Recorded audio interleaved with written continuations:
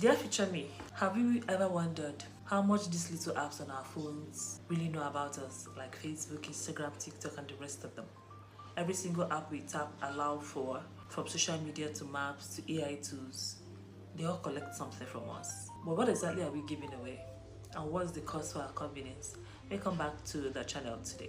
Think about it. You download an app, you request for your contacts, your photos, your location, your camera, your mic, and without blinking, we just, we tap allow. We're so used to free ads that we forget that we are the products. Data feeds the machine that feeds us back ads, suggestions, and sometimes manipulation. Take social media for example, Facebook and Instagram. TikTok, when you toggle on sync contacts, you give up your whole phone book. When you post, they know what you like, they know what you don't, who you talk to, and where you go. That's why you see ad for maybe sneakers or cast iron pots just few minutes after he had just, discussed it with a friend. Coincidence? Maybe not. Perfect. Let's break it down properly.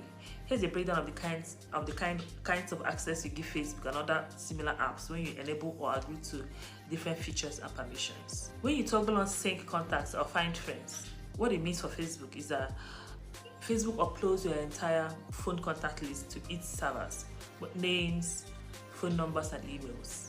Why do they want it? So they can suggest friends, match you with people who aren't even on Facebook yet, and build, hidden shadow profiles on non-users.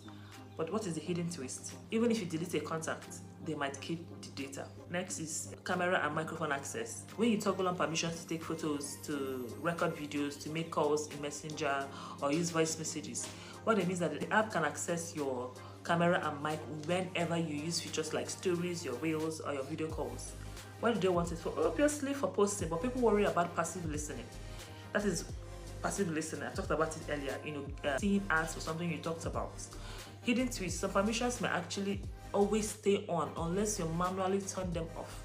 So even when you don't need that app at that moment, but just because it's on, you turn it on, it is on. So they're always listening in on your conversations. Do you understand? Again, location access. When you toggle on location services, check-ins, or nearby friends, what it means that Facebook or these apps basically, they track where you go, how often you visit these places, who you might even be with. Why do they want it? Ads, targeting, local suggestions, tagging your posts with locations, which I do not advise. Hidden tweets. They can infer your daily routines and habits from your check-ins and your GPS data. Messages and calls. Using Messenger, when you use Messenger, especially when you use Messenger for chats and calls, and even a WhatsApp that is end-to-end encryption, but still is being stored, is being analyzed, and sometimes it's even sold. They have made that data to who you talk to, for how long and when. Even if the content is encrypted, it doesn't matter. Why they want it? It fits into relationship mapping for ads, again, recommendations and friend suggestions. Hidden tweets. Some old messages stay on server even if you think you've deleted them. Yeah. Browsing activity and app integrations. When you log into other apps with an app, sometimes you want to go on, maybe say for example, you downloaded AliExpress app, right? And you want to log on. It will ask you whether you want to log on with your Google account or with your Facebook.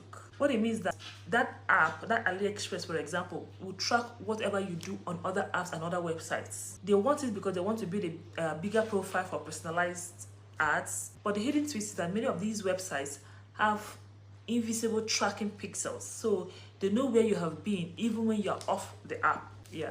Then the last one, facial recognition. Though that one is less common now, but we still use it because it's easier, it's faster. It means that these apps have access to your face data for instant recognition and geotagging and security features. It's convenient for you, it's big data for them. But it's a sensitive biometric info. Future misuse could be serious, okay? Why are we talking about this? Because a lot of us, we tap allow without actually reading through the permissions. I personally do not read permissions, but a few days ago, I was reading my permissions to allow Facebook to have access to my camera, my mic, and all of that. And it's crazy. Go check it yourself. It's crazy what we allow just by turning on, the permission to have access to your camera because you want to upload a video on Facebook. They know who you know, they know where you go, they know what you like, they know what you do on other sites. Basically, your digital footprint is there for someone to have access to. all of the time, even when you think you have deleted, even when you think you haven't, used that app well, but because you have toggled on allow or on for some of these features, they have access to your other apps that you do use. It's not just social media, even your maps know where you go, they know when you leave home, they know when you get back, they know what shops you pass by. Your fitness tracker knows your heartbeat, knows your steps, knows your bedtime. Your food delivery app knows your cravings. Add all of these things up and basically, your full story of your daily life, it is there, stored, it's analyzed. And again, sold sometimes. Yeah. So what do I think we should do? Let's even talk about the newer ones, the AI tools, the Alexa, Siri, and the Google Assistants. They listen for your commands, so they're paying attention to whatever it is. That is why sometimes when you're just discussing with somebody and you mention something like Siri, it's not Siri, but something that sounds like Siri just comes up without even you prompting it. So what does that mean? They are listening on your daily conversation that you're having with your spouse, with your children, with your friends. It is scary, it is creepy, and it's weird, right? Even ChatGPT learns from your patterns and conversations to improve. The difference is that ChatGPT is not secretly spying, but your chat still leaves somewhere for training and improvement. So why do we do it? Of course, we do it simply for convenience, right? It's easier to find friends, it's easier to get to your destination, it's easier to shop, it's easier to chat and be entertained. All for free, right? But free isn't really free, okay? We pay with our data, we pay with our habits, we pay with our trust. The scary part is that most of us don't read the permissions again. So I think we should start reading permissions. Adjust your settings. Just don't always be quick to click accept and move on. Maybe one day you look back and think, did I really share all of that for free? Did I really give this particular app access to all of my life? Should I have read more fine print? Should I have clicked deny more times? So here's something I think we can do today. Check your phone settings. Review your app permissions, unsync your contacts, turn off location if you don't need it. If you're not using your map or if you're not using any of the cab hailing in your services, turn off your location if you don't need it. Check your app permissions regularly, whether Android or iPhone. Don't sync your contacts unless you really need to. Turn off location sharing if it's not necessary. Review what apps you've logged onto with your apps. Do you understand? Read privacy updates. They keep changing. You should read them. Just know what you are signing up for, basically. Maybe and also consider more privacy-friendly platforms if possible. Because in the end, the only person that should own your life story is you.